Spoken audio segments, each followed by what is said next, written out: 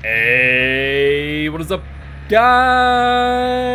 It's Giltspire here, and welcome back to Champions of the Fog. Today is round number 8, Monarchy versus Cerebral Assassins, and today I am joined by Chef. How you doing today, Chef? I'm doing pretty good. How you doing today, Giltspire? Pretty good. Cannot complain. I am very excited for today as this match is going to be a doozy to say the least. Yeah, we're going to have ourselves a really good matchup today. We did have a little malfunction with with Mount Ormond being replaced with Dead Dog due to his desync, but I don't think it's going to change the intensity of the matches tonight or earlier this morning. What do you think, you? Yeah, that is actually a really good point and a really good shout out. Unfortunately, due to desync issues with specific maps, Mount Ormond Resort has been replaced by Dead Dog, which actually works out because Dead Dog has yet to be used this season because before, Dead Dog was disabled. So it does work out well in that regard. With that being said, I'm actually pretty excited to see Dead Dog be used in all its glory. Obviously a very killer-sided map. So it'll be interesting to see what these teams decide to bring to the table. If they're going to go all out with an S tier, or if they might play a little bit more safe. Seeing how it is the end of the coming close to the end of the season, and playoffs are coming up, some teams won't be able to make that playoff seed, or some will just try to make a good lining for to show them what we can do next season. And like you said before, Dead Dog is a really good map. But Yeah, what killer do you think Monarchy's gonna pull out first, Gil? I mean, if I'm looking at Dead Dog Saloon, it's a pretty small map, so I don't feel like you need a lot of mobility. At the same time, I do think that you probably don't want to go just with a basic M1 killer. So, we could be seeing things like Nemesis, maybe a Huntress, maybe if they wanted to go out and go big, maybe a Blight. But with that being said, after a quick build check, we are good to go and will not have to wait long as it is a Huntress. A Huntress. In my opinion, it's a really interesting pick seeing all the line of sight walkers around the map. But all we know is that just survivors need to worry about that Gallows 3-gen around Gallows, yeah. Yeah, exactly. I mean, this 3-gen here is going to be huge, and the Huntress making use of that even more so. So will prove interesting to see how these survivors deal with this 3-gen early on, and how Moth is going to be able to protect this 3-gen as well. As you can see right here, it's just with the capacity of the map, how small it is. We already see the Huntress in a chase with Scuba Steve at the moment. Yeah, those early spawn predictions are pretty huge here, and thankfully the spawn logic for a killer is pretty consistent enough to the point to where you can pinpoint where this virus will spawn. But Huntress, even with this early chase, is struggling to say the least. Very, very struggling start right now for Huntress, especially seeing how she's being chasing around the corrupt area. And just seeing how seeing the other 3 survivors could be working on the gen, breaking this set 3-gen at the moment. Yeah, I do think that Moth might be overcommitting here ever so slightly.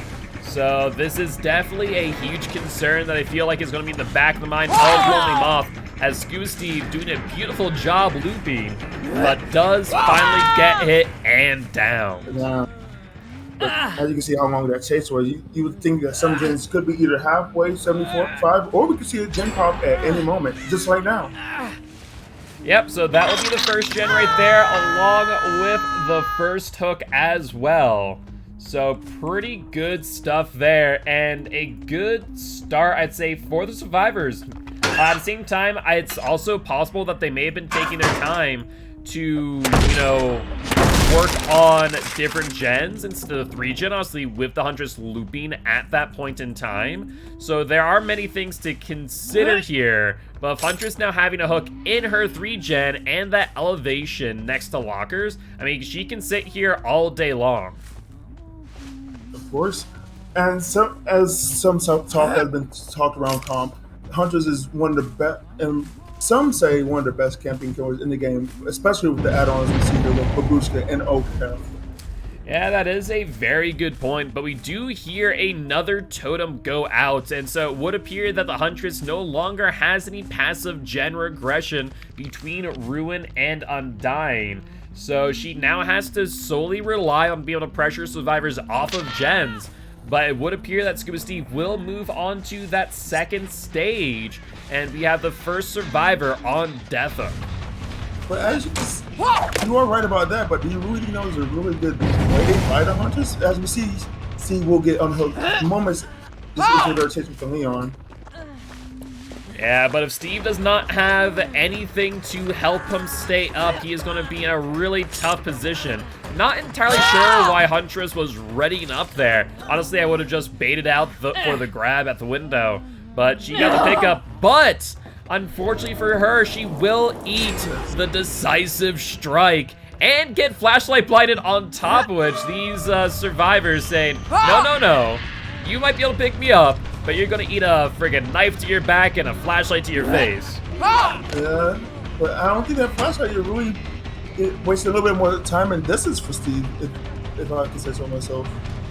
Yeah, I think in this instance, Steve needs someone to come in for a body block, and just at this point, if only 2 generators left, honestly, all the Spires need is 2 people on gens. But no body block incoming, and it does appear Steve will end up being the first survivor dead on Hook. Really nice job by Hunters with that impressive down off of the balcony of that dog. But like I said before, when the first chase, how much of those gens are at the moment? Yeah, we are now left with this 3 gen plus 1 additional gen. I do want to point that out that the survivors have not completed that far gen over by Water Wheel.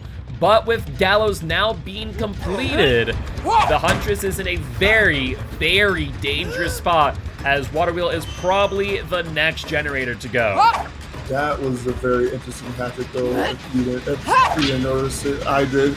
It looked like it clipped right through the Leon. One of the most frustrating things about playing Huntress. Yeah, 100%. Definitely a rough situation here. And for the Huntress, having that gen there be pretty close to being 99.9 and having the gen split the way it is, she is probably feeling the pressure, trying to get at the very least the 2K here as this last generator does pop off, allowing for the survivors to now attempt an escape. It's a nice demo Claudette too. So at this moment, would you try? I was just trying to camp this Claudette out, but the problem is she has no hatches and the closest locker is way too far away. Anything could happen during the distance of going through reloading. I think here you go immediately to Gallows, pick up some hatchets, and then camp out the Hook. I think not doing so as a Huntress is a recipe for disaster. The real question is now whether or not the survivors are even going to attempt to go for the unhook. And it looks like they might be playing it safe here, as we do see Osaka and Miltime both escape via the exit gate, leaving the Claudette to progress onto Death Hook, resulting in 29 points for the survivors and 21 points for Monarchy's Huntress. It was a very rough start for Huntress, but she was able to bring it back with the camp the second on Steven, getting him out early, and just downing Claudette in just the nick of time right after the Zen was popped. Surprisingly, no one was just making a plan when she was going to reload at the lockers. Yeah, I definitely do think that the best case scenario there for Cerebral Sets probably was to take some body blocks, honestly, to try and keep the Steve alive. But as that was not able to happen, they were able to end up getting that 2K, and, you know, really, though she did suffer in that early game, you know, bring it back in the end game to try and keep the score a little bit close there. The night before, a six-stage 2K is not bad, really not bad in comp. It's not. A 2K should not really be frowned upon either. The Huntress, like you said, just had a rough start, but she was able to pull it back and keep the score from being away. Just, you know, not being a blowout, just keep it close. You know, hopefully the Survivor team could just help relieve for the killer in Game 4. Yeah, I think realistically speaking, you know, a 6-hook 2K is kind of what you're going for the most part when you are playing Killer and Dead by Daylight comp. So I think that was a fair result, especially for how long that first chase went and how rough the mid game was. Realistically speaking, the Huntress, was forced to tunnel out to Steve and then, at least get that one additional hook. It did turn out in their favor, which is a good thing for them. Though there still is somewhat of a gap for Monarchy to bring back here, as they are now going to be acting as the survivors with Cerebral Assassins as the killer, specifically Osaka on killer. I could agree with you in each moment. I'm just lost at the moment, just trying to see what killers Cerebral Assassins have to throw at Monarchy at the moment. And as we see here, they do have a few S tier killers in play they could still use. And do you think they would use one of them right now for either game 2 or game 3? I mean, it wouldn't be a half bad idea. I think at this point in time, any team that has a S tier killer should probably just use it at this moment in time, right? There's no reason not to. Use your nurses, use your blights, use your spirits especially. And, we're nearing the end of the season and then resetting all the killers for playoffs, as we'll have Division 2 with 4 teams fighting for that spot in the championship round. And then 2 teams, which is Fortnite's Locker versus Travesty in Division 1. So definitely going to be exciting. So I think at this point, if you end the season with an S tier, you might have to ask yourself, what are we doing? Why aren't we using these powerful assets as soon as possible, right? Exactly. You just gotta throw them out as fast as you can. Like I was saying before, earlier in the stream, it's 3 games left in the season. You just gotta throw out what you can to either try to clinch a playoff seed or just to make yourself look very good for the next season. Yeah, especially when you kind of take a look at these 2 teams, right? We have Monarchy and Cerebral Assassins both had a very similar record. Monarchy right now sitting at a 4-2 record, Cerebral Assassins at a 3-3. Fact of the matter is that if Cerebral Assassins wins and Monarchy loses, Monarchy then risks losing their spot in the finals, or rather in the playoffs more specifically. So I think if you're Monarchy in this situation, you have to bring out all the stops. You gotta protect your playoff seed, of course. It's like if you were just a top seed of the playoffs, it would be a different story. But if you're on the edge of one loss, you're in deep trouble. You just gotta keep protecting yourself. Make sure your killers on their A game and just play as the best as you can. No, absolutely. That Huntress was, like I said, was just really good trying to keep the score close. Yeah, I mean, I feel like there definitely was some pressure being put on the Huntress, but was able to bring back together. But if we are looking at the teams right now to kind of keep an eye on going into the rest of the rounds, the round 2 rematch, today's rounds, and then round 9. We are looking at Regicide right now at a 5-1 record, and they'll be 6-1 after today as Sacred Devotion has withdrawn from the remainder of Season 1. We then have Monarchy at 4-2, Cerebral Assassins at 3-3, which could tie it up with Monarchy. Cookies at 6-0, and Atrocity at 4-2 as well. We do also have Sample Text at a 3-3 record. So it's pretty much between these 6 teams that could end up being the teams in the playoffs, which I believe are going to be the 21st of November, or around there, either 20th or 21st to be exact. We'll have the playoffs that day, we'll have the finals that day. So definitely going to be exciting and coming up quick. It's hard to believe. It really is coming up really quick. And like you said, for right now, I just think Cookies and Regicide, yeah, they are the top 2 just best teams right now in the Saturday division, but they just can't let their heads down. Yeah, they easily have a playoff seed, but still anything could happen in playoffs. Yeah, no, absolutely. I think at the end of the day, if you get to a 6-win record, you're pretty much guaranteed a spot in the playoffs at this point in time.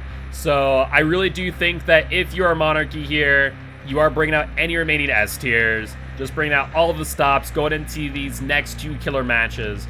or I guess in Monarchy's situation, their last killer match, and Cerebral Assassin, same idea, bringing them out in these next 2 killer matches.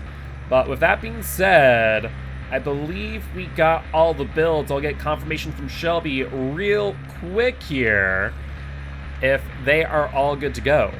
Yes, I was just checking one of the add-ons. We are good, though, on both sides. Awesome, awesome. With that being said, we're about to jump into trial number 2, Cerebral Assassins versus Monarchy. Cerebral Assassins as the killer on the Dead Dog Saloon. Right now, we are looking at a 8-point difference between the 2 teams. 29 points for Cerebral Assassins and 21 points for Monarchy. Monarchy here, though a small bridge the gap, will need to bridge it on Survivor's side on a very killer side map. And as we saw in the first game, they brought out a Huntress, which is very interesting, not something I was expecting. What do you think Cerebral Assassins are going to bring? I mean, honestly, like you said, they have some S tiers. I think whatever those S tiers are, whether it be Nurse, Spirit, Blight, what have you, you bring them out to play. You got to bring all this out that you can at the moment. And as we do see from Cerebral Assassins, they have some killers that they can't use at the moment. As we see with the Executioner as one of them. Yeah, which it always hurts my heart. Always do love to see some Executioner gameplay, but none of that this round. But we won't have to wait in suspense for too long, as thankfully, knock on wood, cross our fingers, behavior has fixed infinite load screen, and we are into the match, and we see it is a nurse. Like I said before, you got to throw out them S-tiers as fast as you can. At the end of the season, it's just not too far away. Yeah, 110% agree. I will say on this map, I am surprised not to see more killers running Lethal Pursuer, just for the sheer fact of how much space that these survivors have to hide available to them. But we do see that the nurse was able to identify a survivor, but may have lost them during that fatigue. Now we see a totem pop in the distance. What do you think that could be? I mean, more likely not is probably Ruin, but we'll have to wait and see if it may have been Haunted Ground, as that is currently allowed in Season 1 of Champions of the Fog. Come Season 2, not so much, but if it was, these survivors, I imagine, will be hiding in the bushes to try and avoid the ire of this nurse. These survivors, they brought their A game, like I said before. You got to play the best you can at this moment. Yeah, I mean, realistically speaking, if you're kind of looking at this scenario, I think just hiding out the Corrupt Intervention on this map makes a ton of sense. There really is no reason for you to start working on gens until someone ends up in chase, because it just is an all too easy strategy. Hide in a bush and call it a day, right? Monarchy, and probably what we were talking about before, how they are just a playoff team at the moment. They just can't lose that, as they're I feel like they're one of the bottom seed at the moment with some losses on their record. Yeah, but we do see Ace and Nia now, so the chase has begun right at the end of Corrupt Intervention. And not to ruin the surprise, but the first totem out was a Haunted Ground, which could have resulted in these survivors getting insta-downed, but as we see there, if the Nia being hit, that has since expired. It's unfortunate, no Haunted values on here, but it doesn't even matter as she get it down on Dama outside of main. Yeah, but Domo did a good job of bringing away from that 3-gen, as we did see Ace up on Gallows, Nia on the right gen. We have no idea if there's anyone on the far left, so imagine Nurse is going to try and get back there ASAP to try and keep that 3-gen locked up tight. But it would also appear, based on what we're seeing from the gens, that Ruin has also been cleansed, leaving Nurse with no passive gen regression at this point in time. So we do see Pop goes Weasel from our nursing friend. So she does have a little bit of gen regression, but that's required to try to get it down. Yeah, it's going to be interesting to see now, because the Nurse is going to have to pretty much get these downs in rapid succession, because survivors are going to probably just sit on that Gallows gen and really crank it out, as that is a priority gen on this map, I'd say, for any Survivor team that's identified a 3 gen. And Osaka with some pretty good blinks here, but seemingly changing targets, trying to spread the pain across the survivors. And I do like seeing this when survivors are close together, because it really does allow for the killer to waste the survivor's time, as it takes roughly 16 seconds for a heal every single time they go for one. And we already got this another down on the Adam, and she's going to put him right in the middle of her 3-gen queue as well. So just put her in a great spot at the moment. Yeah, they do risk, however, that gen on Gallows going if the survivors play aggressively, but it seems that they've already dropped off and are playing it safe, as we do see Pop Goes the Weasel go off once again. Honestly, if I'm Osaka here, I am just sitting on top of the Gallows stairs looking down at my kingdom and say, come approach me, try and get this person off this hook. It just ain't gonna happen. Not at all. Just sit right there and just secure your points. Miss Mercy, you're doing a great job. Yeah, I think in this instance, as a survivor team, you either need to come in 3-man strong and get this man off the hook and try and avoid a trade, or you go to those other gens across the map and just try and secure as many points as you possibly can by getting those 3-4 generators done before even attempting to go for this 3-gen here. I think that's the play right now, as we see a gen pop out for the distance outside of the towns area. Yep, and we see Saloon as well, so I think the survivors had the right idea, as we do see Adam move over to the 2nd stage, and there's the 3rd generator. So they were not wasting any time as Adam was sitting here. But now the question does remain, can these survivors either A, get in and save the Adam, which we do see an ace lurking about, or B, will they even be able to get this 3-gen completed even if they get Adam off the hook? Now my question is for nurses, is this really a really good plan? Yes, you were getting someone out the game, but inside your 3-gen, but how many other hooks are inside of the 3-gen that you can occupy? From what I saw, that's one of the, that almost is the only gen out instead of in front of Gallows, but a survivor can easily sneak around the tower and just get a 10 going. Yeah, I think Nurse was keen on that idea, trying to push around these survivors, keep them off these gens.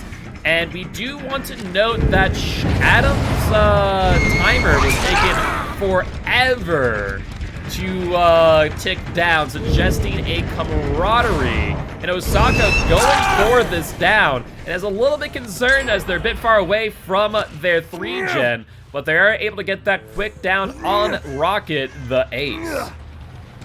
But this time he's hooking inside the towers area, and maybe Gallows could be having, you know, a little bit of progress on it, just a little bit. I mean, these survivors definitely going to be doubled up on a single gen, which I think is the right move. The question is whether or not it will matter, as Osaka now has Pop Goes the Weasel in hand. And looks like they're on that far gen away from Gallows. We see it already on 2 cylinders, and Osaka not even going for the pop, just going for the down immediately. But looks like they'll take the hit, waste their time, get that Pop Goes Weasel value, which I think is the right move here. Just a little bit of tap, so get away from my feet. The biggest thing now is I think that Osaka just needs to get a survivor out of the game. If they're able to find Adam, that would be their best case scenario, as once they're able to get that 1 survivor out, it's really going to reduce the number of resources that these survivors have available to them to try and crank out this 3-gen. And we do see Crows off in the distance here, and I believe Osaka has seen it as well, as they are going for the Nia here in Chase. Nice short swing there. Yeah, it looks like, you know, Osaka, when they're not able to get the hit, just fatiguing out early, saying, okay, fine, you go elsewhere, and just not committing to those dangerous chases.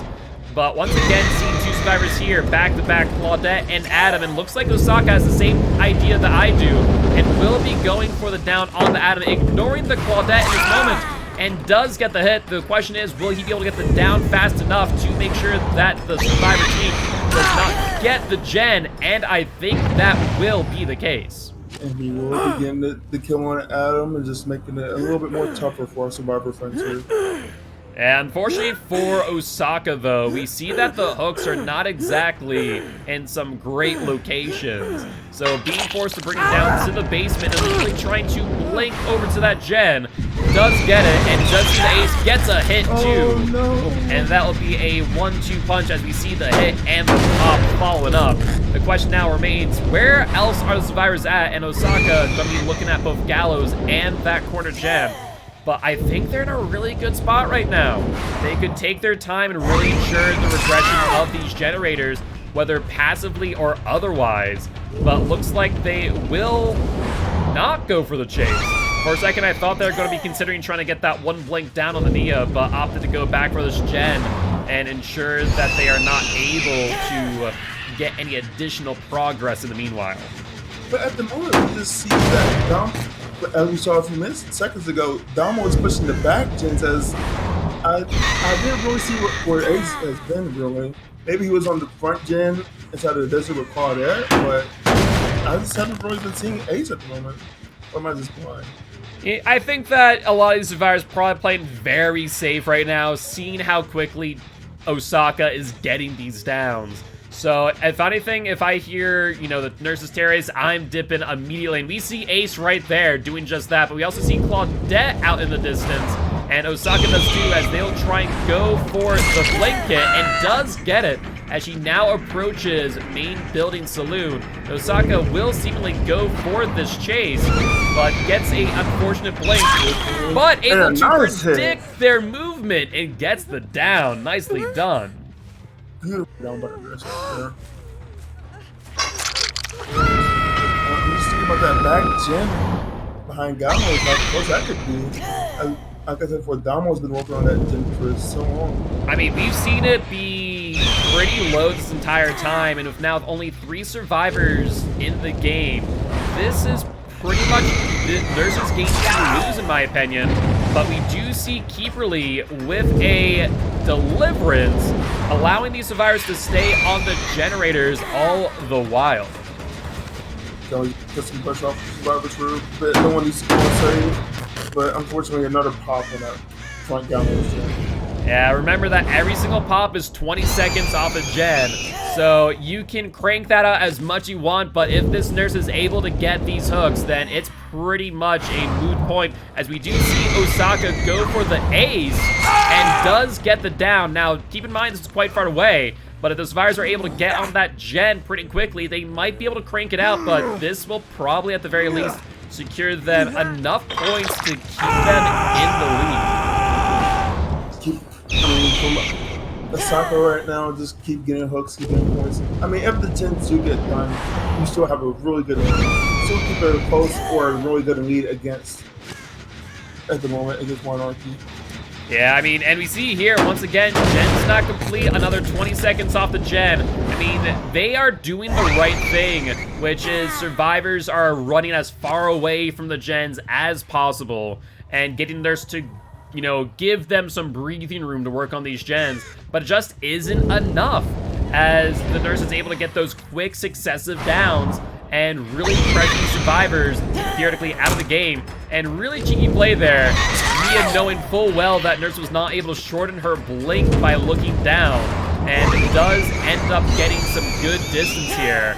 I will note, however, Rock is still on the hook, so Nurse feeling very comfortable walking away from their gens and going for the Nia, who will go down. Nice. And I think at this point that means that there are 2 more survivors on Death Hook, the Ace and the Nia, with Claudette only having 1 hook so far. That's a good combos. Just keeping that 3 gen just on and off all the way behind Gallows. One of the toughest 3 gens in the game to try to break, especially against the corner. Absolutely, and I feel like that may have been a bit of bait there. I don't know about you. I think we're going to see a decisive strike, which I respect. At the same time, I will mention the amount of time that decisive strike gives you against the Nurse is not exactly enough to really write home about, though able to dodge that first hit. So maybe the play here is to just end up getting this unhook. It's always been just said to this sentence that BS against the nurse, really? This is like a death sentence towards losing situation. Yeah, you get off her shoulder, but the amount of distance she just cuts away is incredible. Yeah, and I think here survivors are realizing maybe you just wasted enough time to get that last gen, which is 6 points. But Ace is now out of the game. Domo's still on hook, about to progress to death. And that now just leaves Keeperly, who gets the generator and the 6 additional points to keep them in the game. But I do believe that the nurse will end up getting the kill nonetheless, as we have not seen these short chases last very long. Case in point. That was a really game by her. It's just a lot of hooks, keeping that 3-gen as tightly protected as she can. Unfortunately, the gen did get popped back for like all the damage has been done. Yeah, pretty much. I mean, if you're a killer, you see that 3-gen, you pop goes to Weasel, are able to get quick downs. I mean, that is what you're looking for in Dead Dog Saloon. So that will result in 20 points for Monarchy Survivor Team and 45 points for Cerebral Assassin's Nurse, resulting in total points of 74 to 41. So a 33-point match as we move into trial number 3 of Monarchy versus Cerebral Assassins. This time, we're going to be having Cerebral Assassins over on the Father Campbell's Chapel. At this point, for Monarchy, this a playoff contending team. What do you do at this moment? What's your game plan into Father Campbell's? What's your idea for game 4? Who's your killer going to be? Are you going to waste a killer, or are you going to play the S tier, try to stretch a small lead of almost 5 points or 10? Like, well, right now, what you kind of need to do, because Monarchy's still on the surviving side, they're going to need to probably get a 4-man out here, lest they result in pretty much just losing a match on game 3. This is something that is going to be changed in Season 2, so all 4 trials count. But when we're looking at Season 1 rules as they stand, you know, it is possible that Cerebral Assassins gets enough points in game number 3 to pretty much box Monarchy out of the remainder of the match and make game 4, you know, moot, where they'll be able to just, you know, play it safe and kind of chill out game 4 and celebrate, for lack of a better term. This is going to be a tough one for Monarchy, but hopefully they can just try to pull it back, try to keep the game as close as possible, and like I said, where you just get that 4th game in. I just don't know what to say. That was a really good performance by Nurse. Yeah, overall, really, really amazing plays by Osaka, as was mentioned in chat. Watching Osaka play is always a fun time. I just couldn't agree more. That was just a great performance by Osaka. And I even had the pleasure of playing their Death Slinger on ARP not too long ago in the season.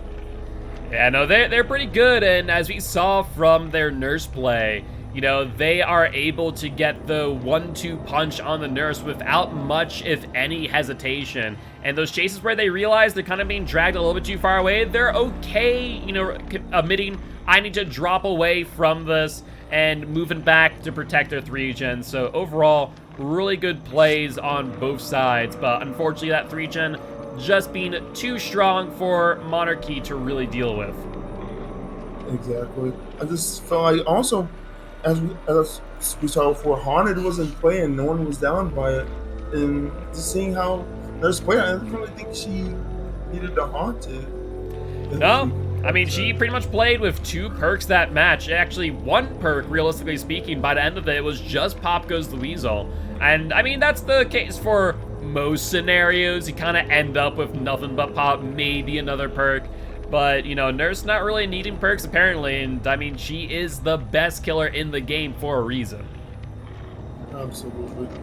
But for game 3, what do you think is going to happen? What killer will Cerebral bring?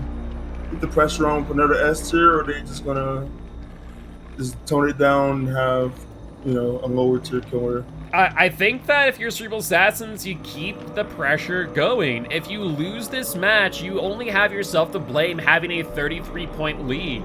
So I think in this case, you bring in a strong killer to try and close out game number 3 and, you know, attempt to secure your spot in the playoffs as we are moving into the last 3 rounds. Last 2 rounds if you're not including this one here. And I talked about it before. They used a nurse earlier in the season, so they have no nurses for the next few games.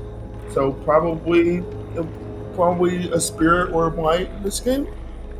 Yeah, I'd say that definitely would be a good option. I think on Father's Campbell's Chapel, you could definitely play some Blight. There isn't a lot of awkward geometry to worry about, so I think that would definitely be a good shout.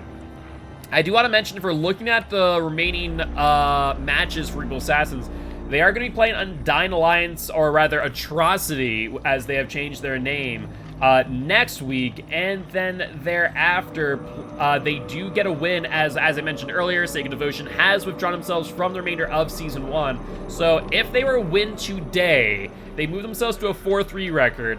At the very least, they can bank on a 5-3 record. So if they're able to get their win against Atrocity next week, I think they guarantee their spot in playoffs. Just reap what others can sow. Unfortunately, just the benefit will not seek the monarchy if Cerebral Assassins wins this game. As you said, where unfortunately Sacred Devotion, I think that's what the name was. Yep. Sacred Devotion will unfortunately drop out of the league, and just give Cerebral Assassins another win for their record. And hopefully they beat Atrocity, or formerly known as Undying Alliance. We could see Cerebral Assassins in the playoffs. Yeah, but with that being said, I do believe Shelby has some news for us. Yep, we are good to go on both sides. Thank you, thank you. I will let them know in lobby, and we'll be jumping on into trial number 3, Monarchy versus Cerebral Assassins. This time, Cerebral Assassins killing on the Father Campbell's Chapel. And this game, I think, is going to be the game to determine it all, because if Cerebral Assassins is to gain at least a 50-point lead, it is pretty much over. And honestly, they don't even need that. I think they just need to ensure they do not lose their lead entirely. To ensure that they get some hooks, some kills. And if you're able to accomplish that, it's pretty much GG's, I think. Yeah, absolutely. It's pretty much just the fat lady seems right there. And hopefully for some bonus points for Chef, we see a demo maybe in the game. Yeah, we would love to see some demo, especially as right now there's actually a lot of talk in the comp community from an organizer standpoint of whether or not demo is going to be allowed in future seasons after November if teams ever at any point say, hey, we don't have demo to use. Because that is actually a real thing that is now being considered to go in. Wait one second. What if a newer team comes out and says, we can't play demo? So, you know, maybe we'll be treated by some demo in Game 4. But with that being said, we are jumping right on it. And it is the Speedy Boy himself, the Blight. No. My question is... Sorry. Well, we already found someone. Wow. Yeah, he saw the scratch marks and he was on top of that Adam. That is absolutely insane how close Adam spawned right beside him. I didn't even notice.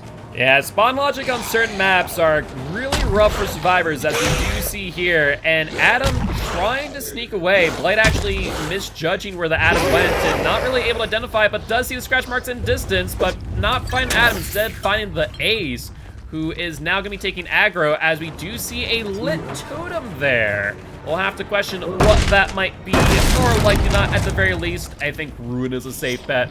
Maybe a Haunted Ground as well. But Blight, unfortunately, though they got some early pressure, not able to capitalize on it, as we do now see another hit on the Claudette.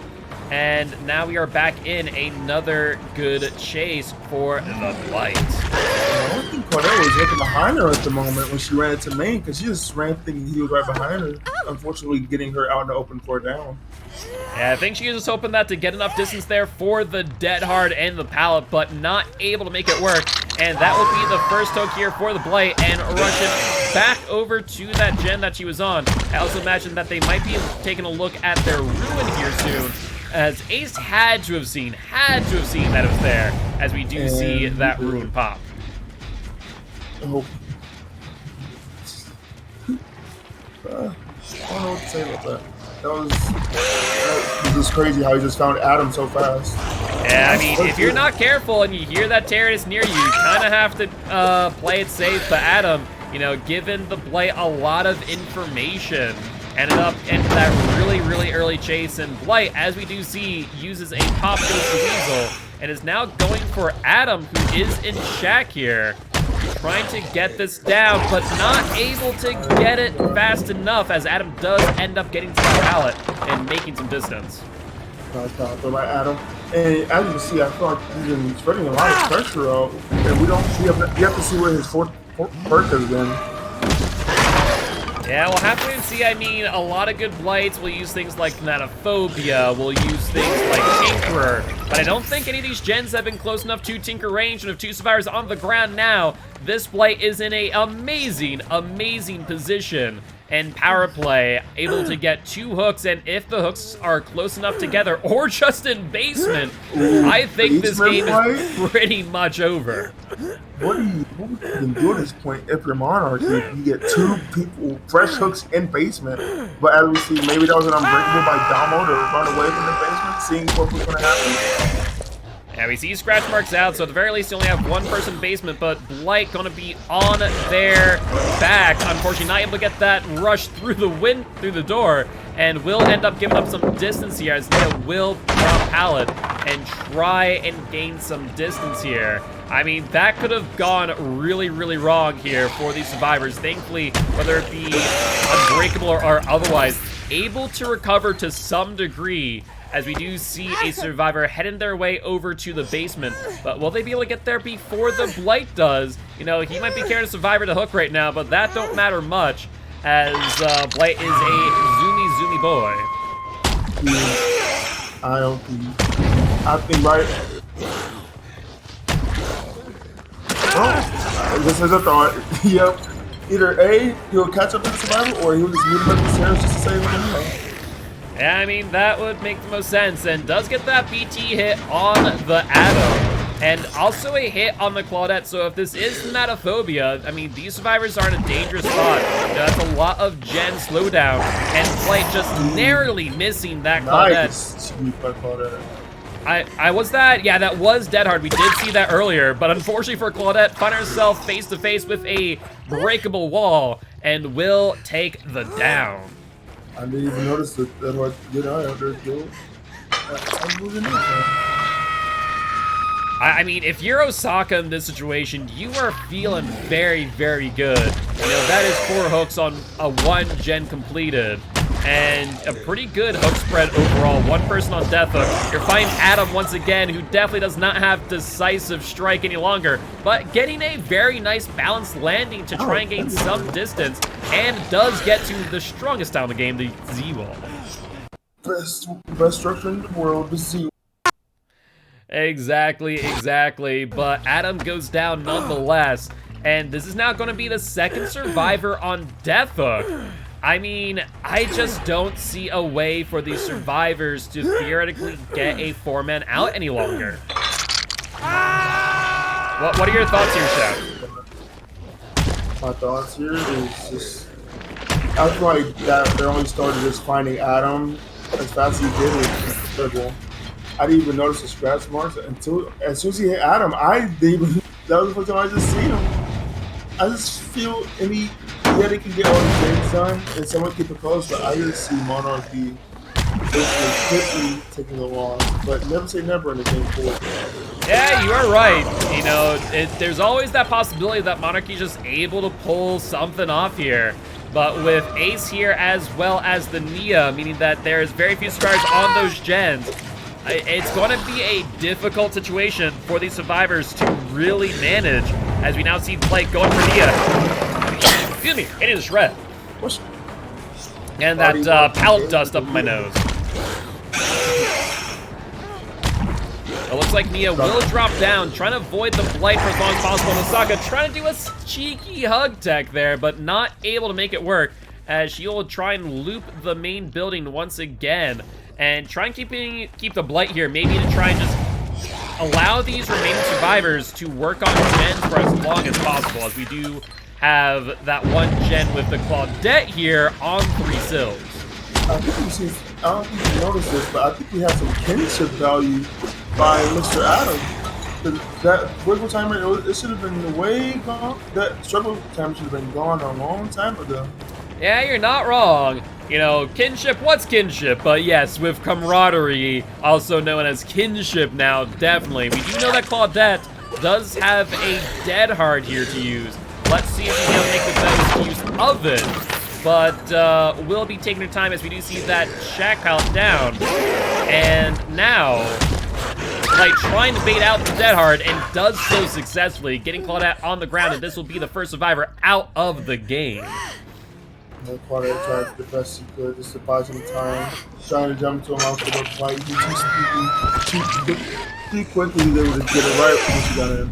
I mean, personally, I do love locker attacks against play. I love when survivors do it to me as well, though, because you're just able to kind of bounce there and kind of almost treat it like a Bubba's tantrum. And it's kind of bounce out the wall and be like, okay, cool, when are you going to come out? Because I'm going to be able to hit you one way or another. It's slowly becoming just the year of the locker standoffs. A long time ago, we had patch standoffs. Now we have locker standoffs with, like, Bubba and now White. Yeah, sounds about right, but looks like Osaka opted not to go for Adam there. Maybe seeing that Carnival has, you know, gotten a few too many gens done and not wanting to leave their inactive gens. So overall, I think Osaka's making the right play here, playing it smart, playing it slow, taking their time and getting this W. And Adam, you think he would try to get Adam out of the game as fast as he can?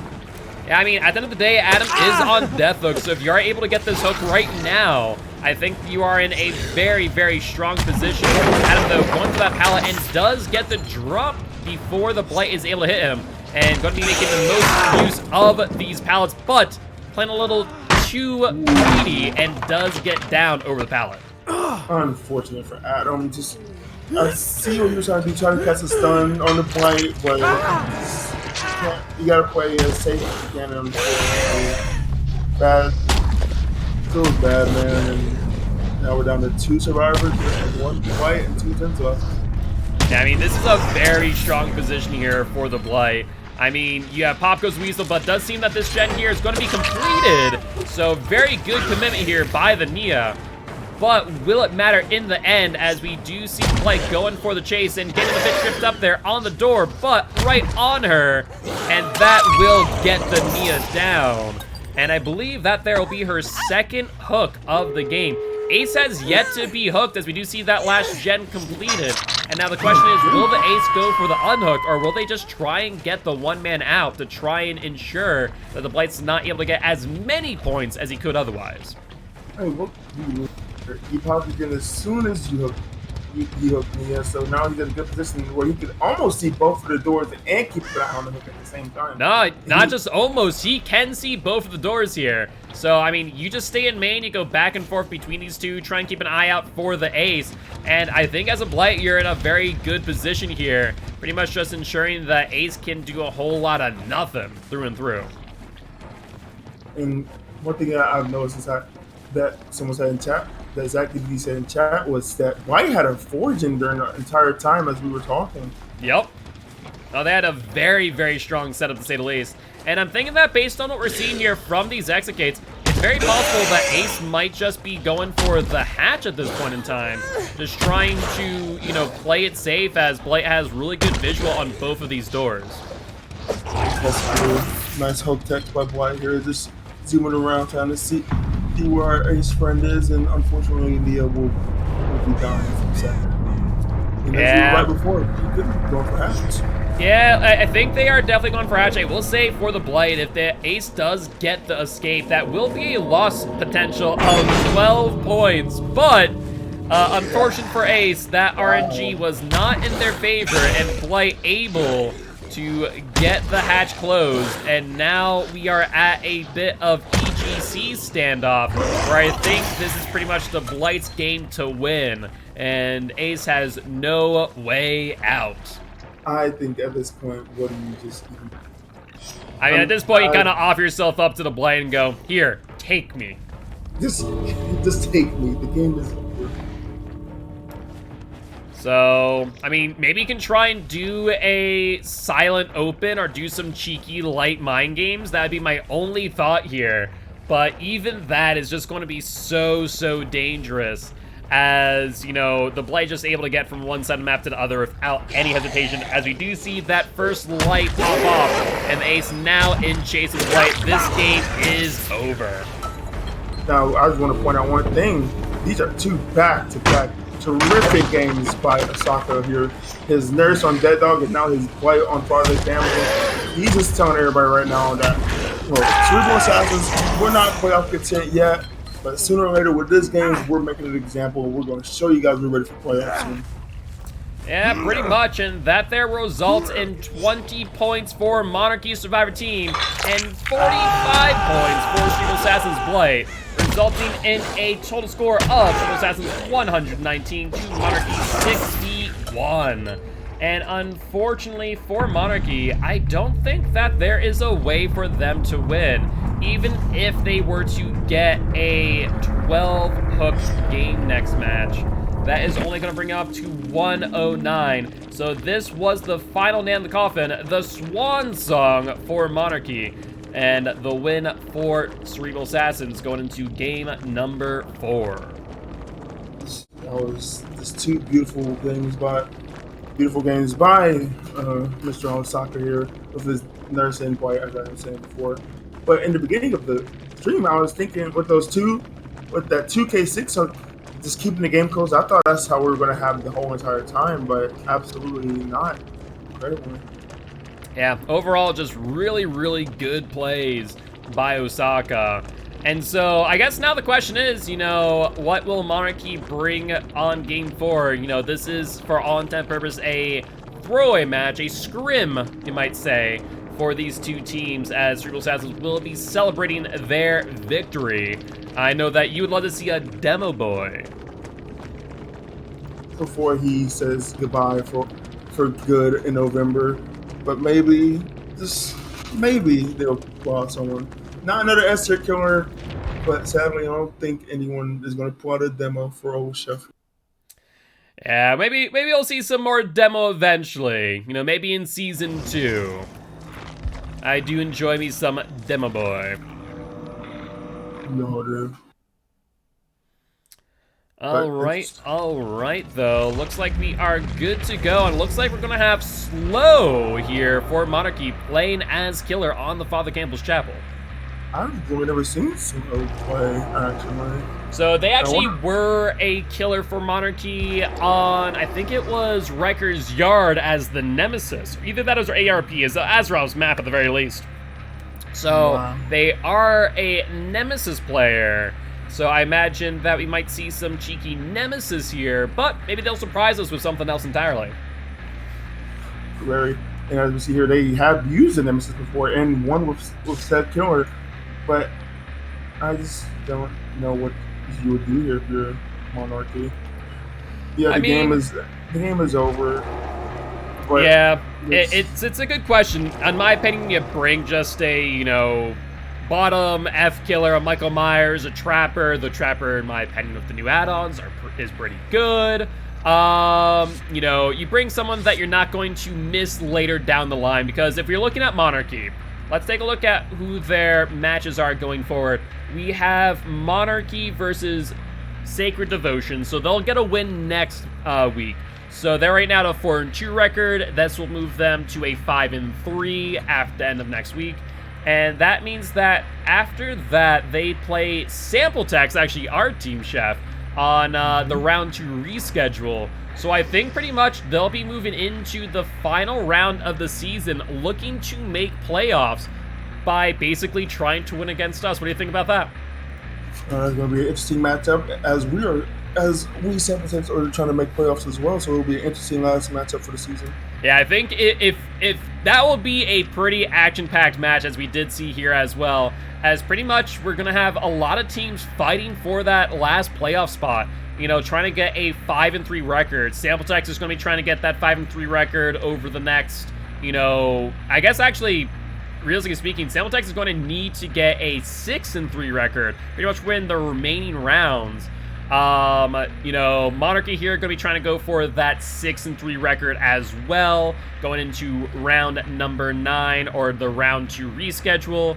We obviously have Cerebral Assassins here going for the, you know, at the very least 6-4 record, I would say, going into round 9, as they'll be ending this match at 4-3.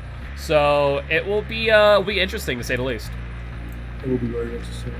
But what do you think Monarchy's is going to bring here? I mean, it could be anything, right? It really could be. It could be a Trapper, could be a Myers, could be a Trickster even. I'd be surprised to see anything over a C-tier killer. Maybe a Legion. We haven't seen, I think we've maybe seen one Legion this season. This once, I mean, we also only seen one demo this season as well, so. It's true. It's true. Maybe we'll see some. Maybe we'll see probably our first Trickster this season. If anyone hasn't. I think Rue played Trickster this season. I'm just seeing that now. See, I'm just now looking around the tracker. I'm like, wow, everybody played these people. Yeah, I think Rue, being the infamous Trickster main they are, they play Trickster at least once. I'd be surprised if they had him. Yep, they have. Yep, Rue has played Trickster one time for Sacred Devotion. Well, maybe we'll see another one today. Maybe. I don't know. But with that being said, I believe we're good to go. Shelby, is that correct? We are, yes. Awesome. I will let the lobby know as we'll be moving into game number 4 of Cerebral Assassins versus Monarchy. As a reminder, we are looking at 119-61, Cerebral Assassins in the lead. And with the current score, Cerebral Assassins confirmed to have won the match. This here is more or less just a friendly game between competitors, as we will be pretty much playing for fun. You know, there's no way for Monarchy's killer to bring this match back, as they only have a total number of points of, I think, 54, if I do remember correctly. Unfortunately for Monarchy, you were right. There's honestly no way you could just bring this back. As you said, they could do a 12-foot game, but the gens being done. I just don't see no way of them coming back. Yeah, I mean, if you do just some generators, that's enough points to, you know, keep some pressure on the killer. But just ignoring that, literally survivors could surround the killer, you know, give them some high fives and let them hook, and that would be that. But with that being said, we're jumping right on into this final trial, and we see Slow on the Executioner. Interesting. I am surprised to see the Executioner here. I mean, they are a very good killer, in my opinion. So it is surprising to see them here in a throwaway match. It just might be Monarchy or Slow going, you know what? We're just going to use him just for the sake of doing so, getting some good practice in, which I do appreciate. I do like when we get these serious matches as well on Game 4, rather than, you know, the mean matches. But we do see that totem going out, and we do not know what it is. We'll find out here, as it is a Haunted Ground popping off. Nice down, but and he could get another one down on Steve, because they were both trying to block for the totem, or just both have to beat at the same time. Yeah, I mean, if you're this close to a survivor, there's no reason not to go for the double down here. But it looks like Slow opting to just get the hit on Steve and go for the pickup, securing this first hook, which I think is a respectable play. You know, main building is a nightmare to loop around if those survivors use it well. Just thinking about the windows in main building just gives me a flubber. There's so much to think about how survivors can move. It's just insane. And I just try to avoid it as much as you can, unless you really have to. Interesting swing there, bro. Yeah, I was thinking maybe Slow was imagining Ace was going to try and camp that pallet. So, you know, I do it too. You expect the pallet camp, you might as well go for the swing. And we do see another totem go off. And that is now the third totem, suggesting a undying So the question is, what did they hit first? Did they hit the haunted ground or the ruin? I mean, there's point. It could be anything. It could have been either haunted place or it could have been devour. Like right now, we don't even know. That could have been a haunted. That could have been haunted. Yeah, that very well could have been exposed it. Of course, Pyramid Head not getting a lot of value there on that if that were the case. But still getting the hook nonetheless, which for any killer is what they're aiming for. And that will be the first hook on the Scuba Steve. And looks like Pyramid Head on the prowl with some time remaining if it is a haunted ground. I'm just noticing he got little to value with those 2 minutes of expose on everybody. I mean, 1 instant down's not bad, but 2 minutes of exposed status effect, yeah, you know, only 1 down with the haunted ground, definitely not great. But at the same time, you're looking at 2 hooks on 5 gens, which is a pretty good position to be in. However, we did see Corrupted Invention at the start. We saw Ruin, Undying, and Haunted all cleansed, meaning that this is now a 0 perk Pyramid Head. So we'll see how good Slow is at applying this gen pressure with no gen slowdown or gen regression perks. And Slow going for an attempted punishment of the dam there. I will mention, however, since Basement is in Shack, you're actually not able to do so in that moment. But does get the hit on Osaka over that pallet nonetheless. And Osaka trying to dodge these punishment of the dams from afar. As you said before, this all of his perks are gone, Corrupt's gone, they pop all of his hexes. Maybe this is just a true, this hardcore challenge with Pyramid Head. He's just always working with his add-ons that are kind of not really helping with this main building. I mean, realistically speaking, these are the right add-ons to bring. You have, you know, 30-man painting and wax doll, that double range addition. So I definitely think those are the right add-ons, but, you know, now you just really are relying on them and your skill as a killer to get these downs in quick, successive action. And that will be a cage for Osaka as well. So, I mean, that's 3 hook states and some really good punishment of the dams. I have to admit, I always love some good punishment of the dams from a good executioner, and Slow fitting that bill for me. We all seen a good sniper head from time to time, and especially in just never know how far we're going. How could we even get a double hit? Think about it. Wow. Okay. Yeah, you know, behavior saying, no, you don't get that hit. You know what, though? We'll refund you the hit, but you get a grab. That's fine. That was very, very interesting. I see that a lot when I play Puzzle the Survivor. When I go against either there was a kid. Yeah, that geometry just not working out in their favor, but it ends up working out in the long run. And we do see a cheeky hit over there on that mid-vault on Steve. And Slow trying to predict their movement, but not able to make it happen in time.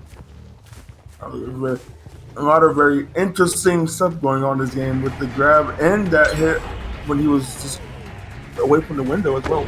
Well, so there actually is reason for doing that, and a lot of people who don't main killer might not know why, but you do get a speed boost when you do swing. And the nice thing about that is that speed boost actually applies when you're falling as well. So as you fall out the window with that speed boost, you actually end up on the ground faster, and during that time where you're falling, you're also fatiguing out. So by the time you're on the ground, you're already able to move. Just cutting off some little bits of time here and there when you're exiting via window.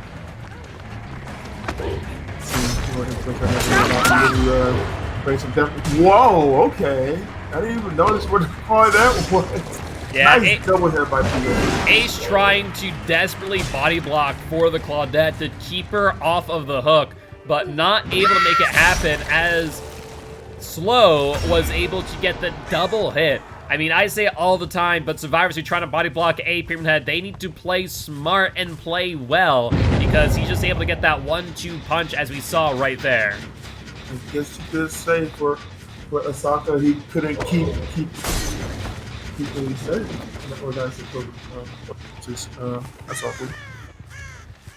With that being said, looks like they're going to be trying to go find that Claudette once again, as we did see that uncage over here by Shack.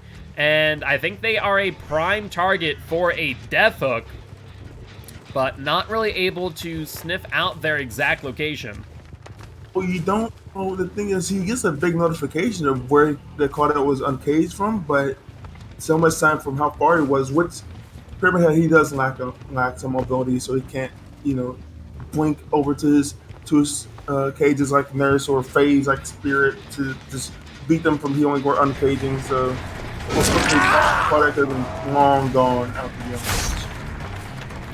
Exactly, but looks like Ace here is going to be bringing Slow back to main, and Slow, so far, not looking to play around main at all, but we'll start breaking some doors to try and go for the down here, as we do hear some other gens popping off here in the distance.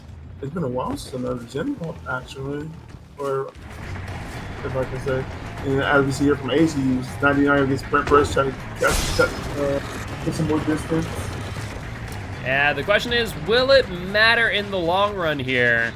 As Pyramid Head is keeping some good distance on the Ace, and we do see Leon as well. I'm not sure if they're going to be trying to go for that body block or just try and go for the gen, but Ace is not able to make that vault and will end up going down. Also, being informed in chat, looks like the swing does not technically shave off distance, but does allow the killer to at least drop down straight where they are. I'd have to double check, but I could have sworn that it shaved off a little bit of time on the drop if he swung while falling. Could be incorrect in saying that. But that being said, still does help out in trying to navigate situations where survivors are trying to use that drop down into a double back into main, which is possible here. One thing I've always just done playing Killer, I've always just say that when that window was never there, I would always wait. Just get a little further away from the window and I'll do a swing. It doesn't fall down, I'll recover from my attack and do a swing. As soon as I can. Just fall down like the stone and just be able to get back in chase quicker.